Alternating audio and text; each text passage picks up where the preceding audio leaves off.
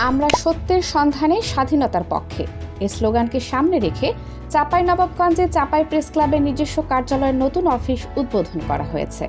গত 30 অক্টোবর বৃহস্পতিবার বিকেলে জেলা শহরের হুজরাপুর জেলা পরিষদ সংলগ্ন মন্ডল মার্কেটের দ্বিতীয় তলায় কার্যালয়টি আনুষ্ঠানিকভাবে উদ্বোধন করা হয়।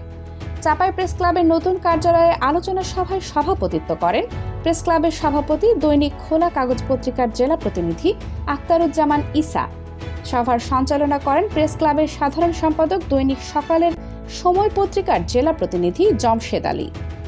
এ সময় উপস্থিত ছিলেন চাঁপাই প্রেস ক্লাবের যুগ্ম সাধারণ সম্পাদক, চাঁপাই মিত্র পত্রিকার প্রতিনিধি সারোয়ার জাহান, সাংগঠনিক সম্পাদক, দৈনিক জনবাণী পত্রিকার জেলা প্রতিনিধি সোহেল রানা, অর্থ সম্পাদক, দৈনিক আমার সময় পত্রিকার জেলা প্রতিনিধি মোহাম্মদ ইসমাইল, কার্যকরী সদস্য, মাতৃভূমির খবর জেলা প্রতিনিধি শহীদ হোসেন, সদস্য, দৈনিক বাংলার নবকণ্ঠ পত্রিকার জেলা প্রতিনিধি মাহিদুল ইসলাম ফরহাদ, সদস্য, দৈনিক গণমুক্তি পত্রিকার জেলা প্রতিনিধি শাহিন আখতার, সদস্য, মানবকণ্ঠ নাচল উপজেলা প্রতিনিধি ইব্রাহিম বাবু প্রমুখ। উল্লেখ্য যে চাঁপাই প্রেস ক্লাব প্রতিষ্ঠাকাল থেকে জেলা শহরের বিশ্ব রোড মোড়ে অস্থায়ী কার্যালয় পরিচালনা করে আসছিল প্রেস ক্লাবটি। আলোচনা সভায় চাঁপাই প্রেস ক্লাবের সভাপতি বলেন, আনুষ্ঠানিকভাবে চাঁপাই প্রেস ক্লাবের নতুন কার্যালয় উদ্বোধন করা হয়েছে। এখন থেকে প্রেস ক্লাবের সকল সাংগঠনিক কার্যক্রম পরিচালনা করা হবে।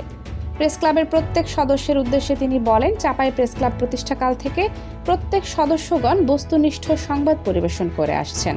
ভবিষ্যতে এ ধারা অব্যাহত রাখতে গণমাধ্যম কর্মী হিসেবে ভালো কাজ করার আহ্বান জানান তিনি।